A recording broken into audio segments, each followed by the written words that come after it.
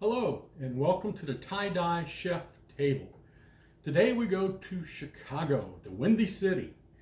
And when you hear about Chicago, there's a few things that automatically pop into your mind. For me, because I'm older, one of the first things comes the Sears Tower. Of course, it's no longer named the Sears Tower, but it still is to me. Another one is the Cubs. Another name that comes up is the Bears. And of course, you have the Chicago Deep Dish Pizza.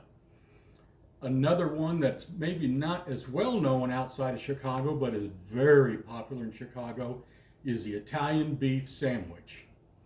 But today, we're doing the Chicago dog. And that's a little bit of a look at it. It's poorly made because I didn't make it. Because if I would have bought everything I needed to make this hot dog, it would have cost about $100 to have it shipped to me from Chicago. And that would have made about 8 sandwiches, and it would have cost about $12, $13 a sandwich, and I got this one for 6. Although when I got this one, it's not made properly, but it is what it is. It is supposed to be served on a poppy seed bun, and the poppy seed bun they had were all old and hard, so I didn't get that. And it's served with a all beef Vienna hot dog, which is very popular in Chicago, and you can't hardly find it anyplace else. It comes with mustard. It comes with a very, very bright green relish, onion, tomato, pickle spear, which they don't have on this one. Sport peppers, which I don't see on this one either. And then it's supposed to have celery salt on top of it, and I didn't see them putting that on either, but it may be on there. I don't know. I got this from Rockstar Hot Dogs here in Brunswick. So, it is what it is. And I have some jalapeno potato chips to go with it. A little bit of background on this. The Chicago-style hot dog history is deeply intertwined with the Chicago immigrant culture. It was more of a melting pot, which is what the United States was originally called back before the 1990s, when it began to come about in little groups every place. It was particularly a German and Jewish traditions. It was originally sold by street vendors, and it was sold first time in 1893 at the World's Columbian Exposition. And it evolved into the Depression sandwich because it was easily made.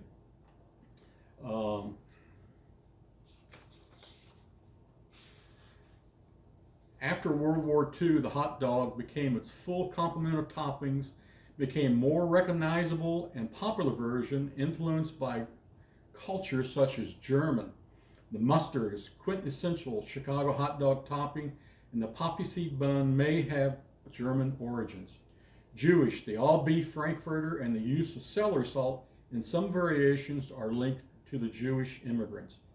Italian and Greeks, tomatoes, onions, sweet pickles, common additions and reflect the presence of Italian and Greek immigrants in Chicago. Mexican, sport peppers, a distinctive Chicago dog topping and believed to have been introduced by Mexican immigrants. English also had the sweet pickles, usually come from the English. Over time, the Depression sandwich evolved into what we have it today, which they call it running through the garden. One thing you'll never see on a hot dog in Chicago is ketchup. The reason why you'll never see it is because back in the 1800s, a lot of vendors had very poorly made, cheap hot dogs. And to cover up the taste of the cheap taste of the hot dog, they lathered on the ketchup. So the people making these hot dogs finally decided no ketchup, because we want to prove to people that we do have great tasting hot dogs. And a Vienna hot dog is very good tasting. It has a natural casing on it, which when you bite into it, it gives it a nice snap, which everybody loves up there.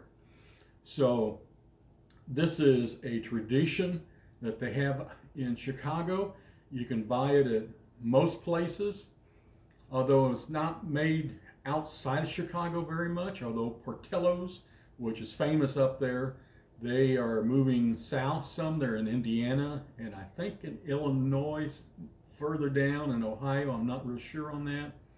And you can find these at some of the more specialty hot dog places. But this is not made in homes outside of Chicago. And the same way with the deep dish pizza. You usually either buy it, but you don't make it in the house because it's too difficult to make.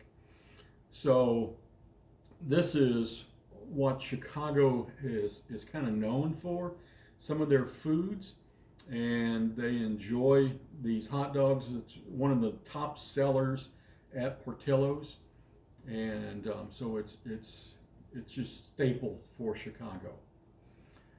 Next week we're going to stay on the Great Lakes, and we're going east a little bit. We're going to Cleveland. We're going to look at the Polish boy.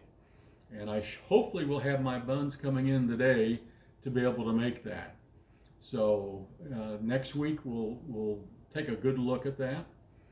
And because Chicago is known for their deep dish pizza, do you know why a deep dish pizza is better than a girlfriend? It's always hot, it's reliable, and it doesn't talk back. Thank you for watching today, and may your life and dinner plate be brightly colored. Until next time, be joyful and always pray. Goodbye.